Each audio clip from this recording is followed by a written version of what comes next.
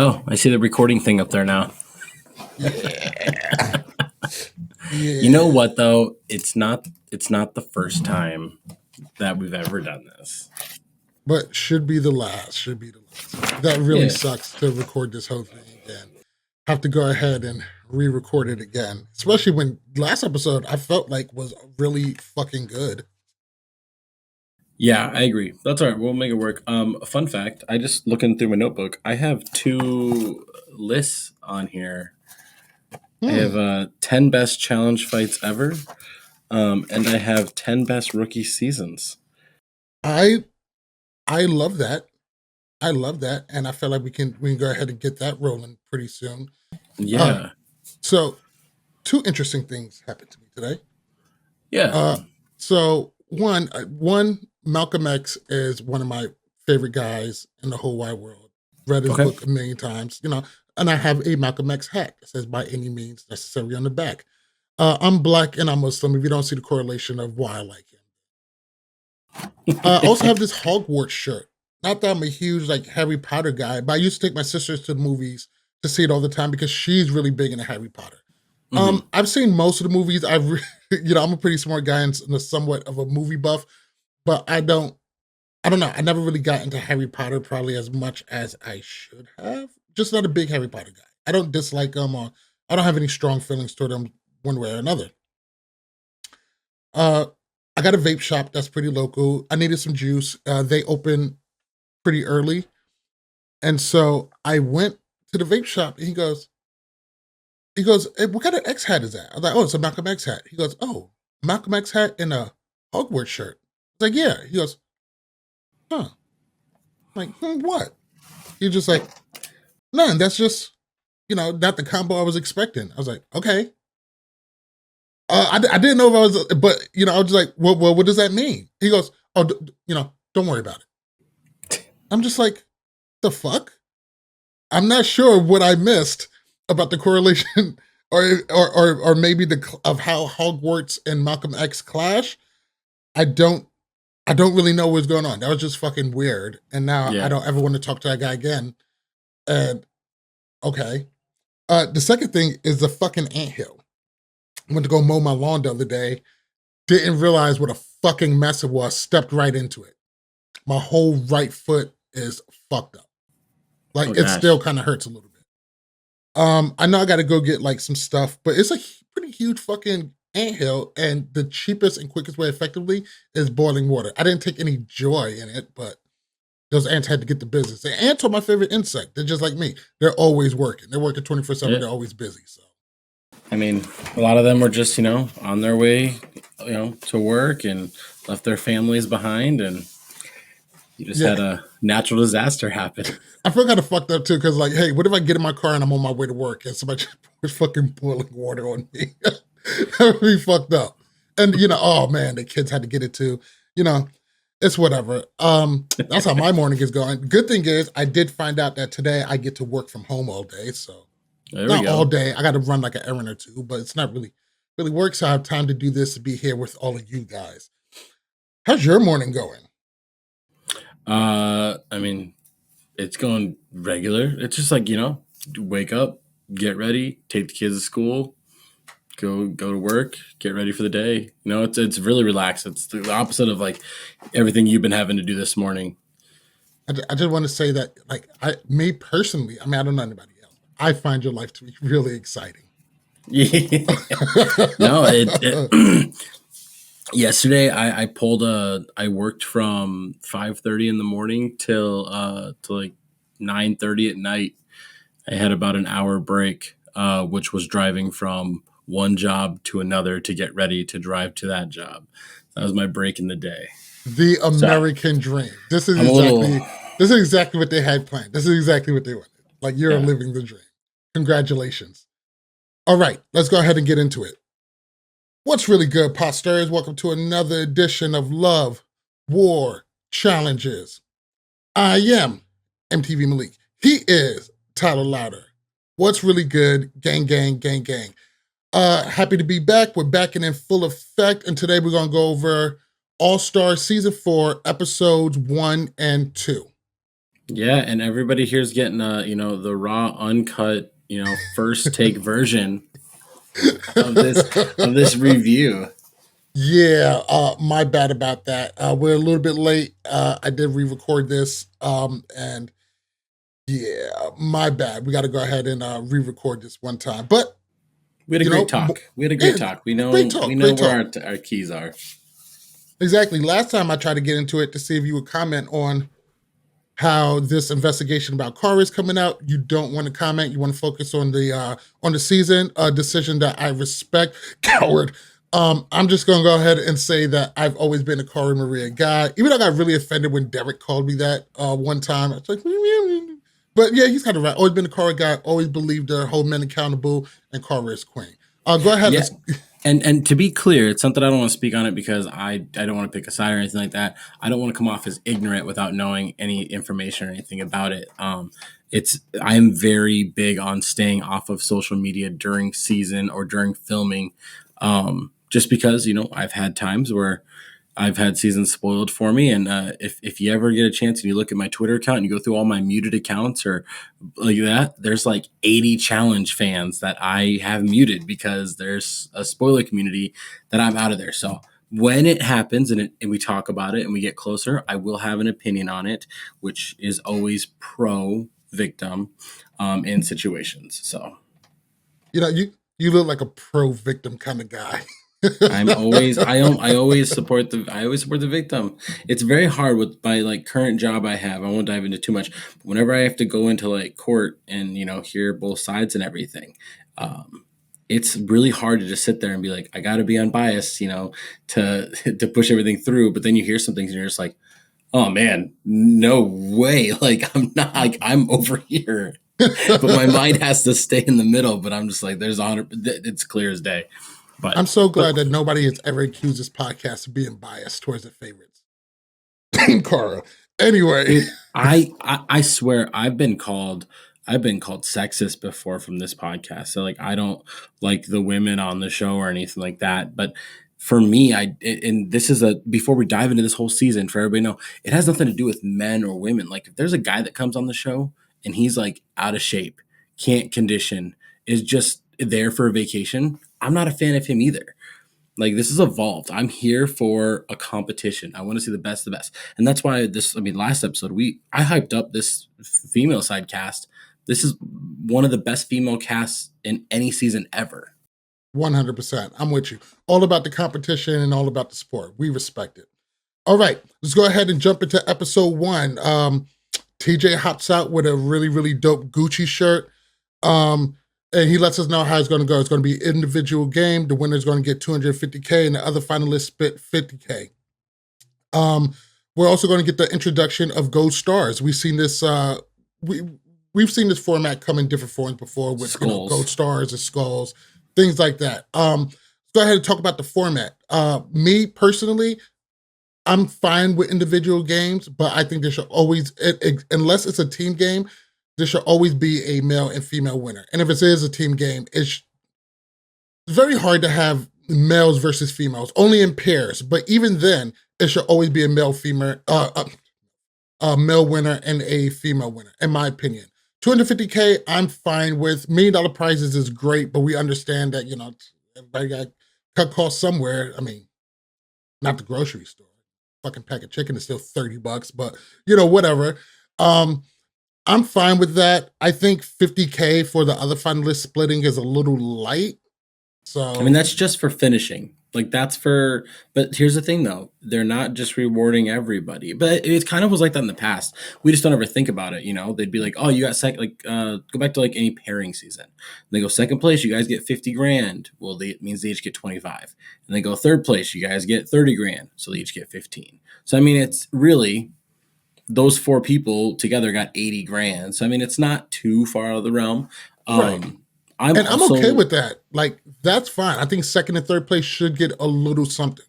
Sure. Yeah. I mean, I'm also not a fan of one solo winner. I've never been a fan of the solo winner just because the challenge production and the formatting, they don't do it how I believe it should be done. And we'll kind of dive into this a little deeper. But if you're going to automatically allow 3 men and 3 women to make a final, if they're never going to compete in elimination against each other, then you shouldn't have a solo winner because you're already separating them into different categories when it comes to dailies and eliminations and the final. Then why? And we talked about this the other day. I realistically, there's like 5 solid females on this cast that could easily all make the final. Why not let all 5 of them go? If they're the best competitors. That's my argument on it because it just really pigeonholes. Who can do something, who can do well. You're really forcing lesser players to make a final when you do this because right now I couldn't tell you 3 guys that I'm like they're in the final. They're locked in unless something crazy goes on. I couldn't tell you that. I could tell you 2. That's it. So I don't think it's fair like a third one automatically gets it because they're the best of the worst. We've talked about this. I don't think this male cast is very strong. I think it's one of the weakest on All Stars format, whether it is the weakest or it's the second weakest. Granted, when you rewatch All Stars 1, there's like iconic people in there, but half those people can't even swim in water for like 2 minutes. So I feel you on the male side being weak, but I also think that's kind of okay because a lot of the people on the male side needs a little bit of redemption.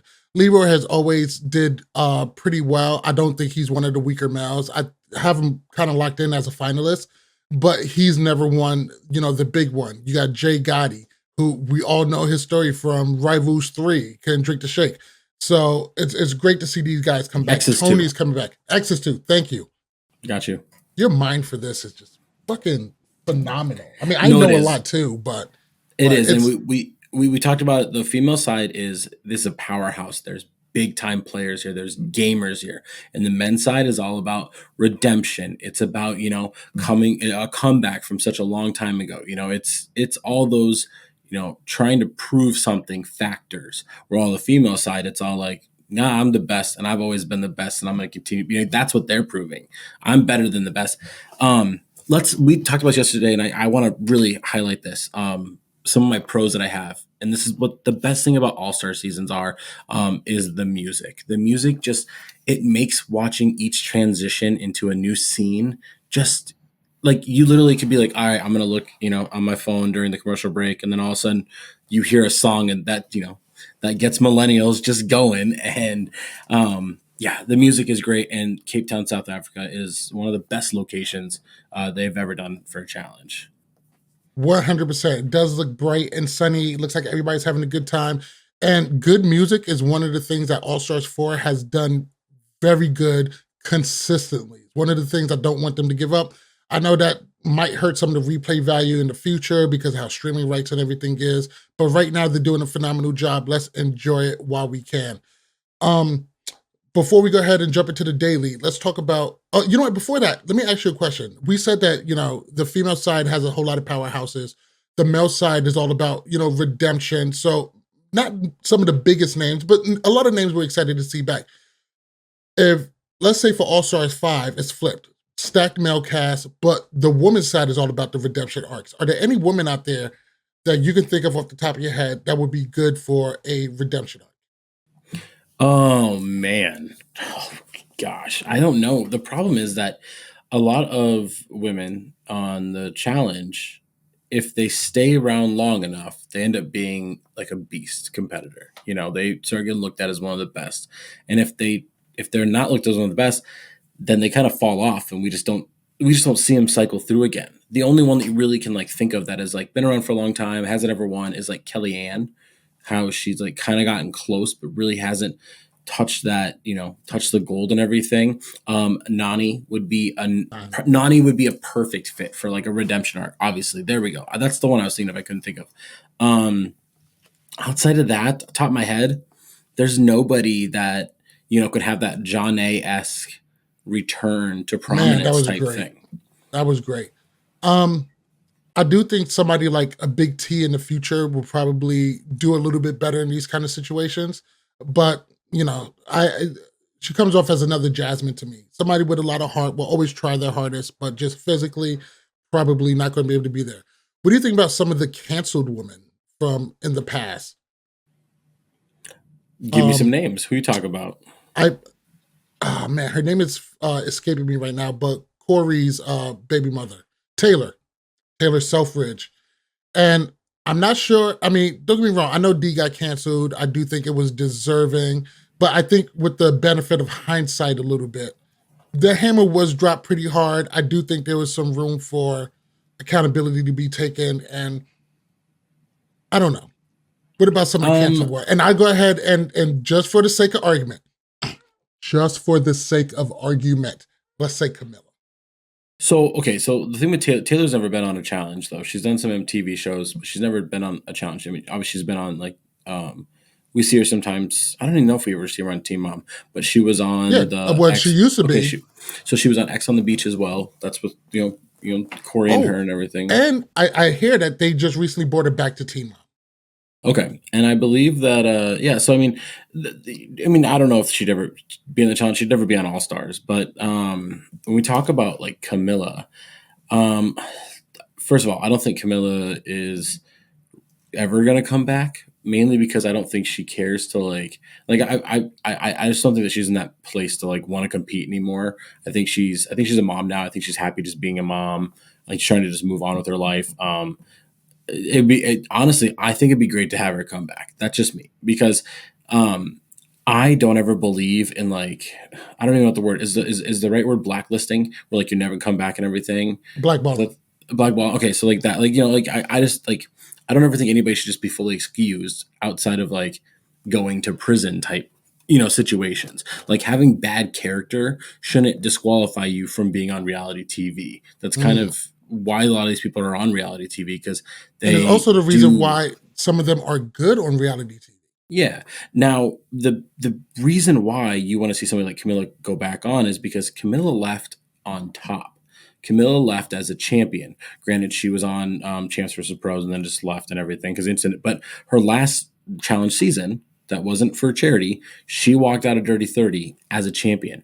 So when she comes back, you have two sides. Sides that are like, okay, she's changed, she's grown, we can get a redemption arc, and then the other side that's like, I want her to get her comeuppance. I want Cam to put her in her place for what she did to That'd Leroy. You be know what I great. mean? So you get that, you get those people rooting for both sides, probably more so on that side. But yeah, I mean, I just don't, I mean, All Stars is the place where people of like controversy can come through. But also then again, I think the world is moving in such a healthier mental state nowadays that some people are just like, you know what? If you're a terrible person, we're just gonna cut ties. And Right. yeah. But this is So also the challenge. Being a terrible person isn't exactly the worst thing for the challenge. Some of the biggest people who play this game have shown to be kind of terrible people. But at the same time, people who are terrible in 2003 and 2004 doesn't mean they're terrible now. And by no way am I making a case for Kenny or Kenny and Evan. Evan. I don't think, I'm not there with it. Well, see Uh, that went to court though. That's like a court case. So like yeah, exactly.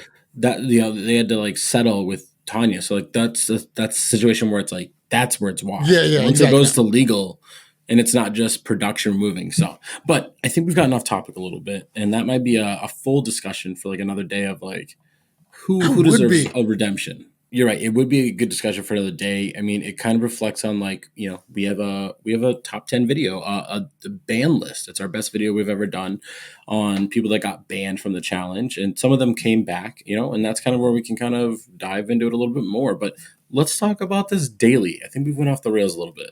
Absolutely, we did. That's what good conversation does. But anyway, today's daily is called Reach for the Stars.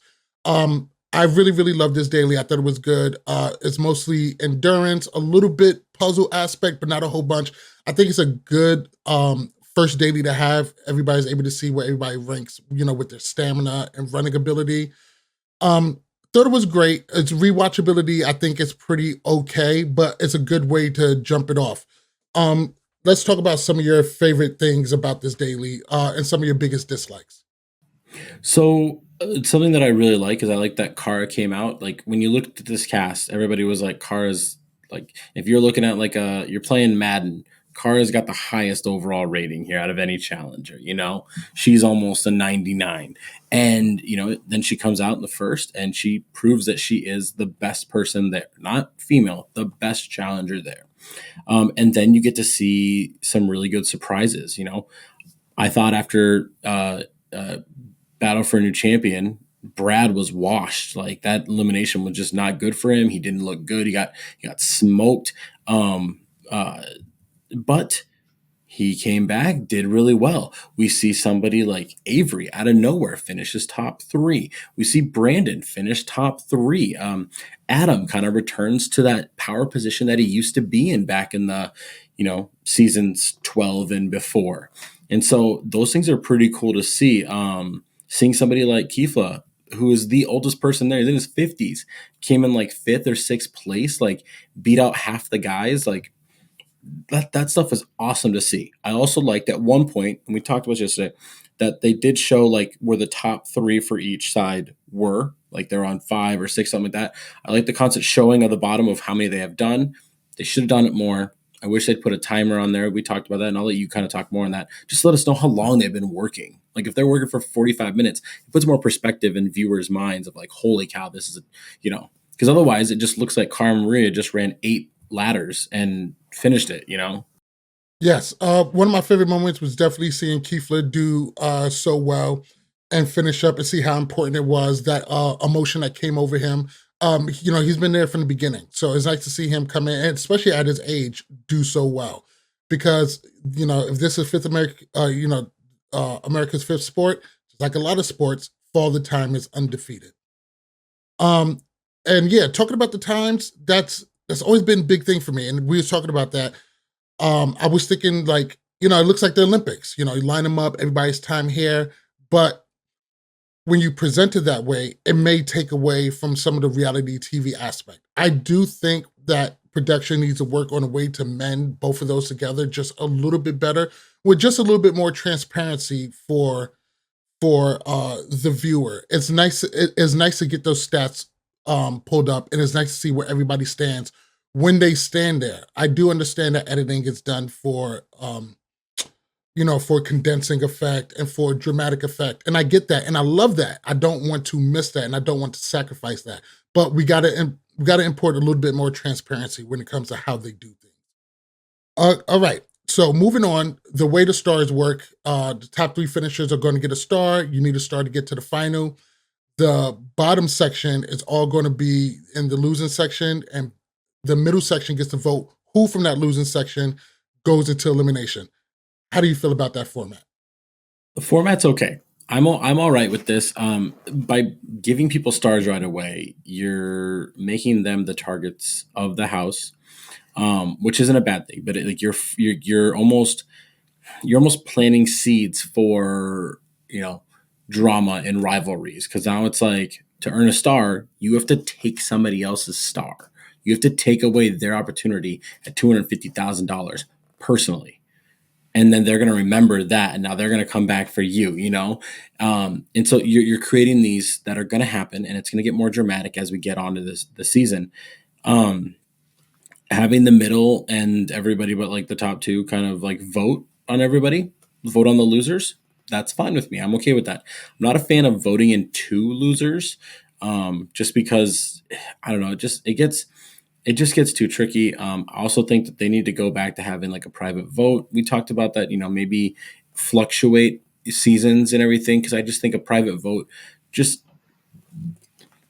you can do so much more with a private vote. And we talked about this example. It happened on Cutthroat, and I'll bring it up again, where Chet and Mandy were cuddling. I don't know what Chet does back then. So and he's like, yeah. He's like, Mandy, no, we're good. And then he goes right down and goes, my team wants me to vote in Mandy, so I'm going to do what my team wants. And then he comes up and she goes, I don't understand where I got that extra vote at. And he goes, yeah, me either. Like that's what the private vote is so good at. Where it's public vote, it's like, okay, well, they've already got 6, they've got 5, they've got 4. All right, I'm just going to vote those 2 in. I love the private vote. It's great. But the public vote gives us so many great moments. The public vote gets us, the scrambling to try to get votes, the defending yourself, the arguments before the votes. I'm fine with them going back and forth. To me, the perfect example already exists. Is you get voted down by the group, and whoever voted for you, you get to pick from them who you want to fight as long as they didn't win. Love that, but I do understand that's not appropriate for every single season. Mhm. So the winners are going to be Cara, Avery, and Rachel. And the winners for the men's side is going to be Brandon, Adam, and Brad. They go in and they vote. It's kind of anticlimactic. It's unfortunate too because on this first vote, we see kind of how it's going, and like from jump, as Right. soon as I seen who was in the losers, I was like, this is going to be a Tyree and Steve kind of day. I mean, I did think there was a chance that Derek was going to get thrown in, because he got thrown in first in the last All Stars he was on. And there was comment of like, Derek always goes home early. I want him to see him stay. But I mean, like we talked about, a Battle of the Seasons, he was the last person eliminated. Him and John A went into the final elimination and got sent home. So it's not like he's never made it far in a game. It's only been like one time. And then he won another elimination and went home second on Rivals 2. But yeah, I mean, Tyree, though, this is the position Tyree's in. I'm going to say right now, only 2 times, because I think this is what his fifth season he's ever done. Only I two think this times is has 6 because I think he went into this elimination 0-5. nope. So it is a 6, but he went in 0-4 because on Gauntlet 3, his girlfriend was having heart problems and he left, and MJ came back and replaced him, and that was like the 3rd episode. So there he made like the 3rd episode. Hold on a second, because it always just boggles my mind how you have this fucking Rolodex It could of be random information. The Gauntlet 3 is such a weird season because they're a little bit longer episodes and they kind of do 2 like things in one episode to really fast track it. But outside of that, I mean, his first season he went in as a rookie. Alton sent him home, first elimination. Then he goes on to the island, which man, I tried rewatching it. It's such a hard watch. It's such a bad season. And he only makes it like halfway through because only 3 people can compete in the challenges at a time, So, but most time, then he goes into Rivals 1 and they lose right away. Then he goes into Rivals 2 and he loses right away. So it's just he doesn't have this good track record. And then here we go, All Stars. He's back. He seems like he's more calm, cool, collected. He's matured and everything. In better shape. And he looks like he's in better shape, and he goes in right away. And here's one thing about people, because I've seen people comment on it like, man, why are they bringing Tyree? Like, he's so, the dude's massive. He's a massive man. Like, what do you expect him to be? Like 170? Like, and that's not realistic. He has strength up under him. And I don't think the challenge has done a great job at portraying his personality. I did get the pleasure of meeting him in Oakland. He's actually a really cool guy and funny as all shit. He is fucking hilarious. And I think Tyree is actually pretty well liked in the house, but just, I don't think he's been able to find a lot of success in the challenge. Alliance-wise is his weakness. He's never been able to have a strong alliance. And if he is cool with people, he's always in the bottom. Yeah, 100%. Really would love to see him, get a win. But we got him in the elimination against Steve. The name of this elimination is Catch a Falling Star. I do like this elimination because, anybody could face anybody. It's like golf, men and women can compete equally. I did like it. Everybody jumps into a water pit. It shoots out massive amounts of black balls. Got to find them with a star, run them to your tower, place them in. You need 10 of them. Steve gets the win in questionable ways. Steve, very early on, starts finding the balls, pocketing them under the tarp. And then when the game starts to get a little bit tighter, he digs under the tarp, grabs them all out, dips them in. Yeah, because as he said, the production said that you only can do one at a time. Only one ball at a time. But production didn't say that you couldn't hoard them, and that's, I swear, I can't remember exactly the podcast, but maybe I was listening to Challenge Mania, and maybe it was like Derek, or maybe it was Wes or Jordan. Somebody was talking, and they were just like, if you don't ask the questions, I believe you just try Jordan. and do it. I think it was Jordan. He's just like, if they don't tell you you can't do something, you just do it. It's a gray area. And like, then they'll tell you next time you can't do that. But if it helps you get the win, it helps you get the win type thing, And I think I'm okay with people playing in the gray area. I'm okay with it. There's nothing wrong with. I mean, you're competing for $250,000. As long as you're not breaking the rules, doing something that's kind of shady, the whole game shady. That's the point of the game. Like 100%. And I'm with you on that one. And let me tell you something. When it comes to 250K, I mean, there are people in the grave who have died for less. 250K is a lot of money. I'm okay with the gray area. I do feel like it's not great for the spirit of competition. I don't really feel like it's the most honorable. But people will sell their honor out for way less. Way if less. if People you would sell out want their honor for, $1,000. So if you want honor in an elimination, you have to just look for very few people. There are very few people that will do the honor thing, you know. There's, somebody like Big T will never be dirty in an elimination. Somebody like Jordan doesn't want to get handed stuff for free. Like we saw in his last elimination he did when he was on Battle of the Champions. And I listened to him on Zach's podcast, and he talks about how like he just stood there and gave those two away. Production stopped it and was like, "Should we restart?" And he goes, "No, give him those two," because he like pulled off Jordan's shoe, and Jordan tried putting it on, and he kept participating. But when it happened to him, Jordan waited for him to put his shoe back on. And so Jordan's like, no, I'm going to beat you even if you're trying to be dirty. And then you have people like Wes who will like throw themselves in to defend their friend. Like there are certain people that will do things honorably, but like 95% of the cast, no. I mean, there are guys like Fessy that will like, "Oh, you're my best friend." Break your finger, and I'm gonna be honest, if I wasn't in there against like my best friend and they didn't say you couldn't drop kick somebody, I just run straight in and drop kick them and get my stars going again. You know what I mean? You got to do what you got to do. 100%. And the challenge isn't really the place to, showcase your honor. I don't have a problem with it being done and mind you, that's my opinion, but I don't have a problem with it being done dishonorably as long as the honor part is, if it's not in the rules, then it definitely should be optional. But Yeah. Tyree goes home, episode 1. It sucks.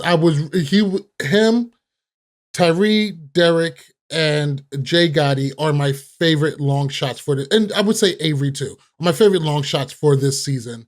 It sucks to see him go home so early. It seems to be, he really seems to be cursed for this, but that's the way the cookie crumbled. And overall, it was a good episode. It was a good introduction. Good episode. And what I love is that, and I wish they would do this more, we end episode 1 with Steve winning elimination, and we start episode 2 with Steve taking us on the introduction of the whole thing. Some silly moments with him using the massage gun, whatever, but him describing everything, I just think hopefully that's how they do it going forward. It's like, all right, you finished, you get to write, you get to do this whole epilogue, that we have going on. So yeah, I think it's good for continuity, and it's good for giving people a little bit more burn who may not always get it. So, shout out to Steve for getting, another elimination victory. He's actually has not been doing too bad in that section. But he's another guy who's friends with a lot of people, but that doesn't exactly align with, being in an alliance. He's not best friends with anybody. That's the thing. Like he's acquaintances with everybody, but he's not like anybody's real number one, at least that we know of right now. All right, starting off on episode 2, some of my favorite stuff about this episode is just the pair awkwardness between Laura and Nicole. It is great. I know it is just going to it's just going to blow up on so many things. Have you seen any of the previews for later on in the episode? Nope. No. And so this fun fact about me, for anybody listening or watching, I'm so anti like spoiler and everything. I don't even watch previews of like the next episode coming up on this. I don't even like watching trailers. I like watching trailers like right after I watch the first episode, because I always see, and it's different now, but back in the day of like Rivals, everybody's in different jersey colors, and I go, "Oh, Red's in an elimination," and then the first elimination comes and Red's in it, and it's not the same elimination. I go, "Oh, they're gonna win," because I saw them in a different elimination. So I avoid those things because my mind is so dumb that it looks for everything. 100%. We'll go ahead and jump right into the daily. This daily is called Car Sick. TJ hops out. They put everybody in the Winnebago, spin it around. Whole time TJ's on the radio giving out clues, and you got to use those clues to do the math to get a puzzle, and then you got to put the puzzle together, and it's all time. So this one touches on a lot of bases, touches on concentration, touches on strategy, touches on puzzling, teamwork. and teamwork. Very big one. I like the daily. I didn't love it. I think this is a good. First off, you could have done this for a hell of a lot cheaper. You didn't need a whole Winnebago. You could have just put him in a fucking sling, Well, here's the thing. So that he drove the Winnebago in. They spun around in a van. which is Slightly cool. slightly different. I'm just saying slightly different, just so anybody doesn't like the Winnebago was just like a road rules Right. tribute type thing. But the van they're in, I mean, here's the thing. I think it was pretty interesting to have them in there and all try and listen to the radio.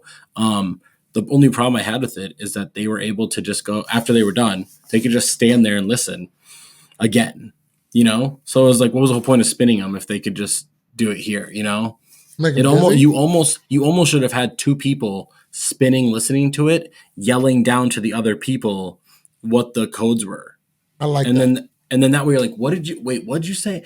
And then it's a communication type thing. Um, but then again, I thought it was pretty good. I mean, it's a puzzle. We're kind of changing things. We're doing a solo.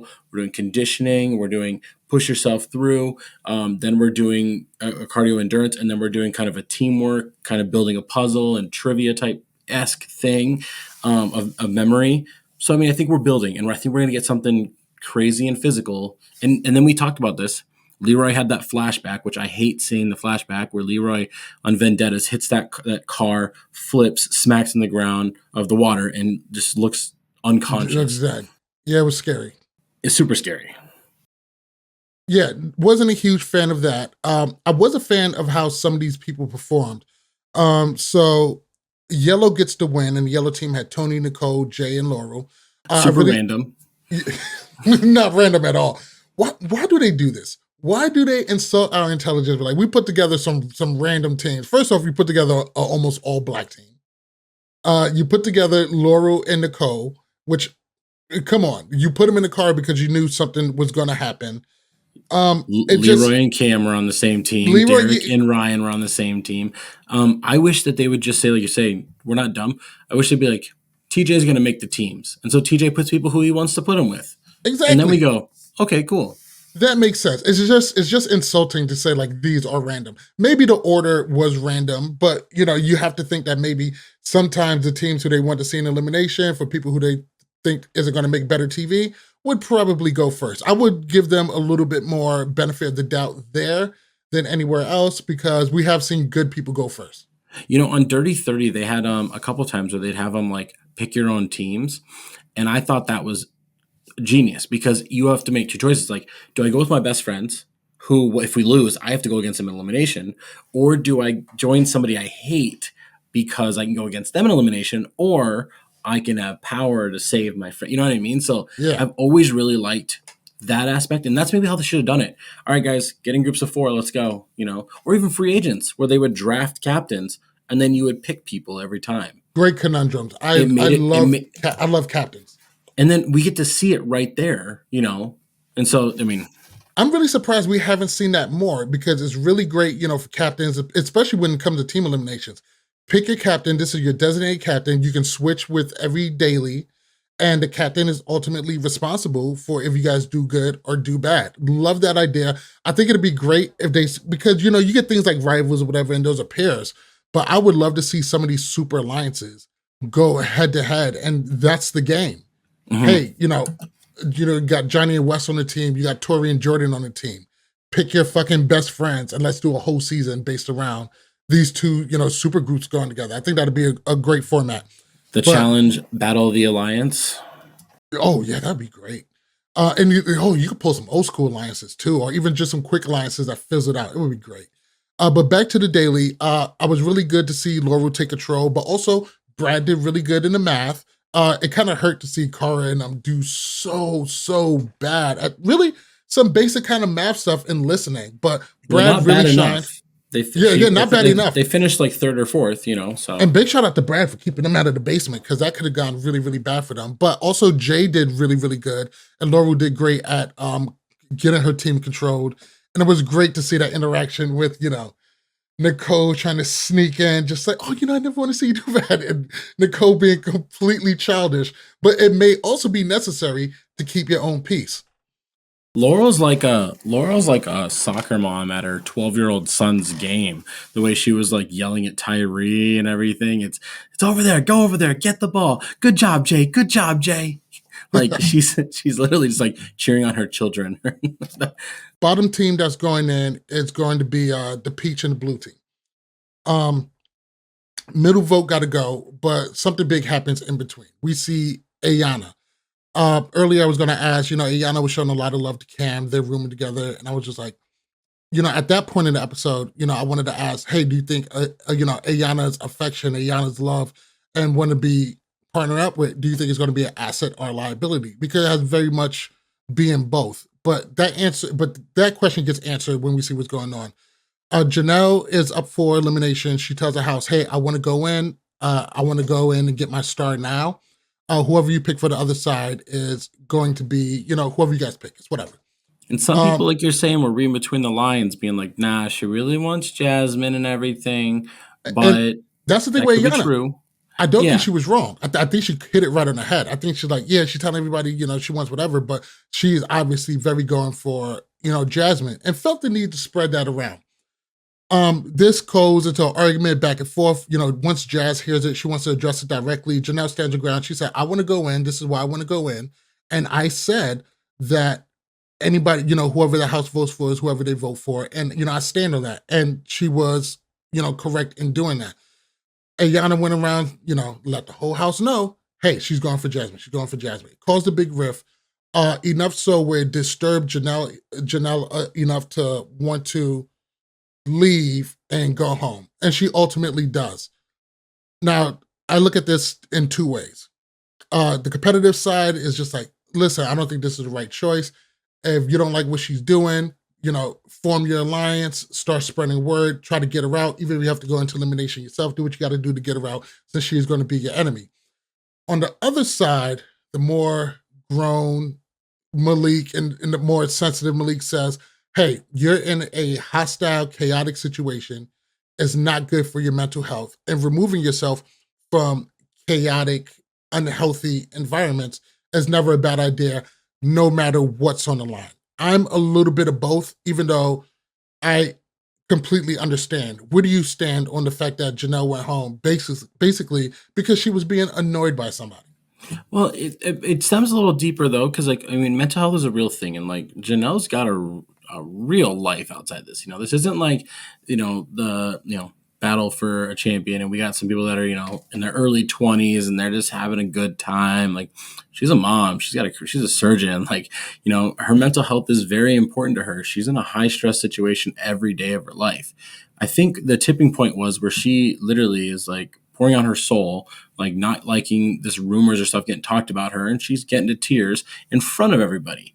And the second she turns around, Ayana's like, don't listen to her. She's lying. She's manipulating you. Like almost immediately. Didn't pull somebody aside.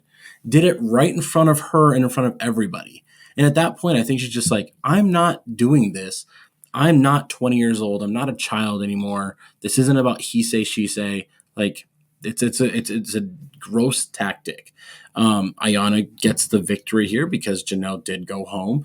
A lot of the women are going to benefit because Janelle is probably was like number 5 for me, 5 or 6. She was in that top half. So I mean, a power player does go out, and yeah, I mean, it's a tactic that people have been doing forever. We've seen people, try and break people down. But All Stars, it's just the one time where it's like people just won't deal with it. They'll just go home. They don't care. They don't need Yeah. this 3-week vacation. Do you think that pulling this kind of maneuver this early on into the season, do you think Ayana is going to have to pay for it later on down the line? Things really Oh, going to. absolutely. I mean, seeing so many seeds of this planted. Like the very beginning when they get back and they're all like eating in the kitchen. She's like, "Man, people are gonna throw themselves in. It's gonna be cool." And she just keeps talking, and Ryan's like, "I see you doing that." And then all of a sudden they go, and Janelle's trying to mend fences with her and everything, and then she immediately turns around, starts lying stuff, and we even see somebody like Brandon going like, "That's not okay." Like she clearly just made that up just to get under everybody's skin. So I think that, I mean, karma comes around in the challenge house. It always does. Sometimes for some people, it doesn't happen right then and there. Sometimes it happens a season later or 2 seasons.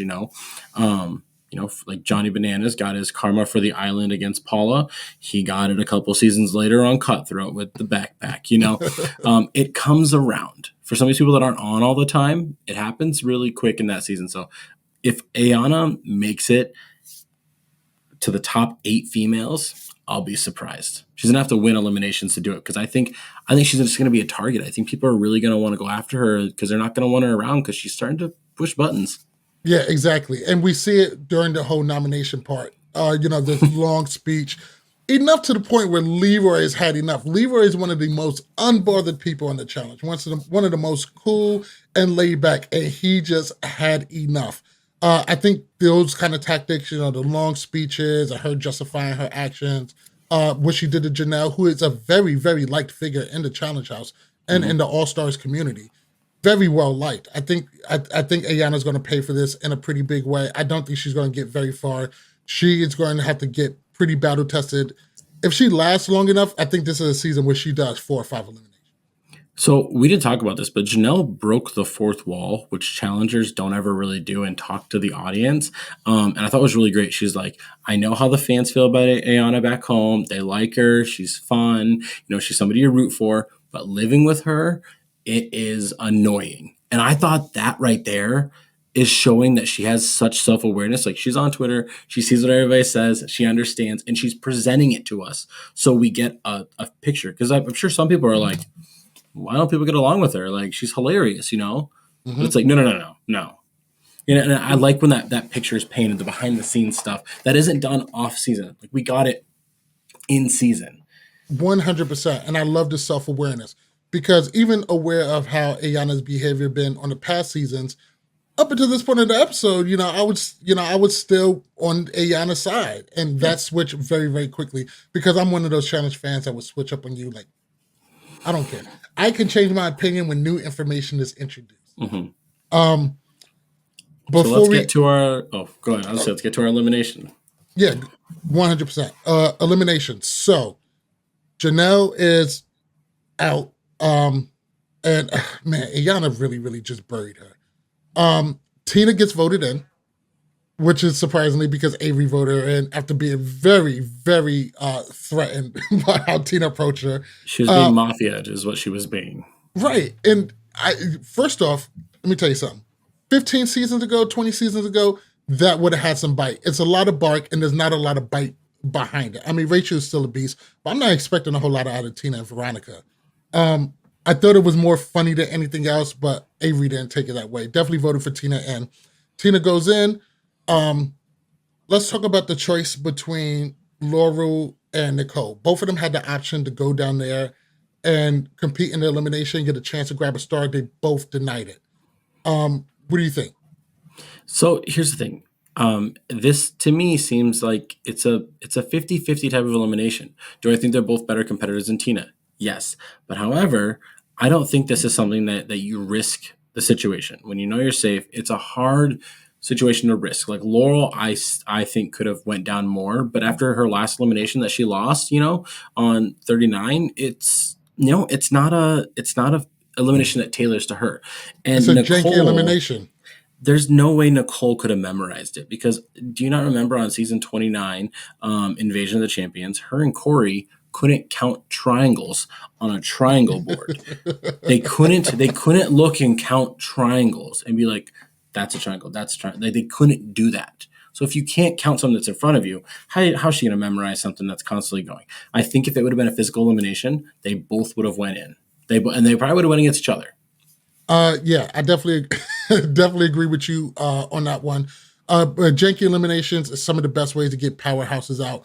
If I was them, I probably would have done the same. It keeps you safe for another day, and you get another chance to get, another star later on down the road. But nobody comes out.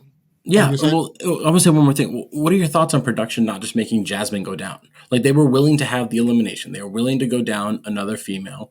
Jasmine's the other loser. She's the other person that caught votes. Send her down. You know what I mean? Like, how come that wasn't an option? And they were just willing to just go, nah, Tina's good. I see what you're saying, but I definitely disagree with that. Jasmine escaped the vote. She wasn't voted down. She shouldn't have to go down. And I respect Nicole and Laura's decision. Keep yourself safe for another day. Why risk it on a janky elimination? So I was fine with that. Nobody comes down, so it's a forfeit. Tina gets the win, and she takes Avery's star, which we all seen coming anyway. It doesn't matter how it would have turned out. Even if she didn't vote for Tina, her star was going to get taken anyway because she has the least amount of backing for coming at you later. But it's bowl. I don't think that's cool. Like, I think it's wrong. Tina didn't win an elimination. Somebody went home. Somebody didn't want to go against her, and then they just gave her a star for being the worst competitor. She was the worst challenger on the day. I agree with you 100%. I think the right move for production, take Tina, just put it back in rotation. She shouldn't She's have to get a safe. star. You didn't compete, but you're safe for another day. Put it back in rotation. That's your prize. It's somehow more disappointing, but I think that's going to be the right and the fair play to do. But I mean, it doesn't matter. Tina Star is the first star gone. Like, unless Rachel goes in absolutely. and wins an elimination to give a star to Veronica, which is going to be her ultimate downfall. If that 100. ends up I'm happening. glad you said that. That's going to be 100% true. Rachel goes down trying to look out for her friends. Because Veronica's not going to go into elimination unless she's voted in. Right. So how's Veronica going to get a star? You know what I mean? So I right now, how I look at it, unless like only those two won't take it from Tina. Everybody else is taking a star from Tina as soon as they go in. 100%. Well, that's definitely going to wrap our first two episodes of the challenge. Let's go ahead. Give that a ranking. How do you think the first two played out? And you can go ahead and lump them all in. Give it a scale 1 to 5. So, I mean, for the power rankings, right now, because there's so many people, we're just going to do Tyler's top 5. That's what we're going to break it down. I'll give you honorable mentions. Okay. Honorable mention, first one, Kifla. I'm just thinking he's got really good presence on the show. His confessionals are good. He's somebody that I'm rooting for now. I'm connecting to in a way, and he's performing pretty well as well. Getting, I think, second place on this one. Got like fifth place in the first one. But moving into the top 5. I've got Tony Time at number 5. He comes in at like 4th place for the men in the first challenge. His team wins the second one. He seems to be really connected socially and protected. Coming in at 4, Cam. Cam hasn't been in the bottom. She hasn't won.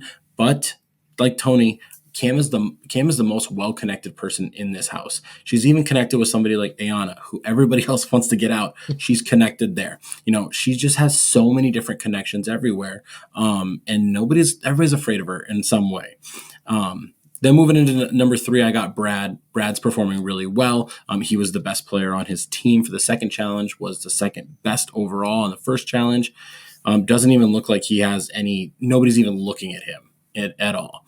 Number 2 is Rachel. I think Rachel is, she finished second on the first one, finished second on the second one. Now her alliance has another gold star. Nobody's going to come after her. And number 1 is Cara, who, even though her team got like 3rd or 4th on the second challenge, Cara just seems like in the safest place right now. She was the best competitor on the first episode.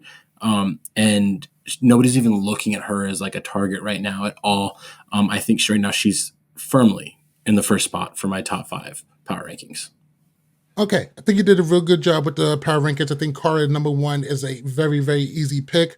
No one's looking at her as a target, but everybody is looking at her as a threat. But nobody's going to take a swipe at her, especially not this early. Not you yet. really want those huge ass biceps having a reason to come after you. Not today. I'm also cool with Rachel and Brad where they're at. Brad has been performing pretty well. Rachel has been doing good. I think she needs to accrue a little bit more social power. Also with this list, I noticed that you've given a lot of status to people's social game. And I see that a lot with Cam and Tony. I think Tony coming in this game is very, very likable, very affable. And it's really good to see. I think he brings a real good energy in, and he's performing pretty good. Same thing with Cam. Cam, it's a little bit more menacing how she does it, but she is also well-liked and feared. Do you think that maybe you're giving a little bit too much deference to social standing? Cam is high up on the list, higher than Tony, but 1, she hasn't won anything. And 2, like socially, what have she done to justify this number 4 spot? I just think that I think right now I think she's just like the safest player in the game. I just think that she has positioned herself the best right now in the game. The fact that she goes, Nobody voted in Leroy, and everybody laughed. But everybody's like, we're not going to make her mad. Like nobody even was like, I'm going to, no, you know what? I'm going to do the right thing and I'm going to vote in. No, somebody said, one person's like, Leroy was second to last, so I voted him in. But that was a throwaway vote. They burned it, which for some reason Leroy always catches stray burn votes, dude. Not Yeah. once, At not least the once, stray not burn twice, vote three times. Like doesn't it hurt him happens. nearly as bad. Right. Okay, I definitely see your point with Cam. What does Cam have to do to move up to get where Rachel and Cara is at in this power ranking? I think she either needs to get a star or she just needs to like win, like just like win a daily and get somebody that's not working with her sent home. So like if there's a guy that's not working with her, Leroy goes home on episode 3 and she's in the power position, then she moves up. That's kind of if somebody like Brad goes home or like Adam goes home, somebody that is direct competition to Leroy but not working with him, I think that benefits. In the long Okay. run, that's how it is. Because really, for Cam is you were talking about ants earlier and everything. Cam's killer Cam, but she's a queen bee. She's got her Mm. workers out there doing everything. She gives out direction. She's got the plan, and all of her worker bees are out there doing everything she needs them to do. And she's sitting pretty with that crown. That's just how Cam plays the game, and I think she's from here to here now from where she used to be socially. And one thing we didn't talk about, and we didn't break this down in this chat. Cam has broken the mold. She is the first person on All Stars that isn't from Road Rules, Real World, or Fresh Meat, which just shows how iconic she is. Her relationship with Leroy, I think. I think if they ever do like more seasons in the future, I don't think they'll ever do a season not together. Like I think 100% that's how it'll be. But yeah, just a little break in the mold there. So that's Tyler's top 5.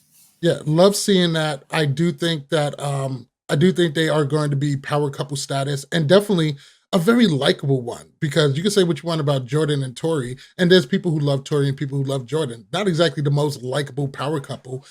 Even with Cara and Paulie, you have people, you get a lot of people who love Cara or absolutely despise her, and the same thing with Paulie. And even within that, there's a mix. There's people who like, oh, I love Cara but can't stand Paulie. Do you know why? It's because the rest of the cast isn't saying anything. Like when Cara and Polly were together, everybody's like, you see confessionals, like, oh my God, oh my God, oh my God. And then when you see, Jordan and Tori, we see people that are against them. Nobody says anything about Cam and Leroy. No, nobody. I think Everybody loves it. there was one time when Nani got into it with Cam because she's like, I love this man. He's one of my best friends. You need to be good enough for him. Like instead of the opposite where everybody's like, you need to be good enough for Cam. Like that's it though. And she just wanted to make sure that Cam wasn't leading Leroy on. That's it. Otherwise, everybody's on board. Yeah. Maybe except for Theo back in the day, but everybody else is on board. He can see clearly now, though, that they're good for each other. Nice, Yeah. nice. All right. Before we get out of here, any bold predictions for stuff happening later on in the season? Maybe not even bold, but something that I just kind of want to happen. But I just feel like all the ingredients are there. Mom just put the pot on the stove. She just turned it up, and it hasn't quite hit that boil simmer part yet. It's starting to heat up. And I think we're going to start reaching that boiling point pretty soon.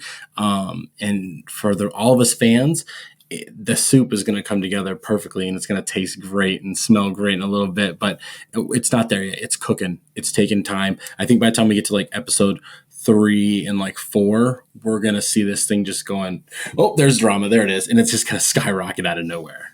All right. So my biggest predictions is one, I think Jay Gotti is going to come through, and I think he's going to surprise a lot of people. I think at some point during the season, Switch is going to. I think he's going to get close to a vote, and he's going to flip a switch, and he is just going to get it rocking. He's a short king, but I expect big things out of him. 2 is the consolidation of power, and for that's going to be Cam and Leroy. I think they're going to make a big play to consolidate some power and get a big alliance going on. And I think the Mean Girls of Rachel, Veronica, and I say Mean Girls just as a title, not who they are now.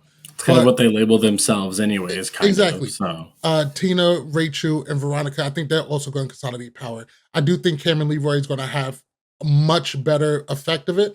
I think when the Mean Girls do it, I think it's going to hurt them pretty bad, and they're going to get systematically picked off. But that's all I got for episodes 1 and 2. It's good to be back. It's All right. good to be back. It's very good to be back. Also, we're now hosted on Spotify, so you guys could go ahead and hop on Spotify and leave questions or anything like that, or just any comments. We're going to read them all, and hopefully we get back to them during the next episodes. Before I get out of here, a couple of shout outs. Big shout out to Off the Hook Pod and the Breed Network. Big shout out to the Unbothered Challenge Facebook group and podcast. Love you guys. And big shout out to Gamer Vev and Paige from the Most Likely To podcast.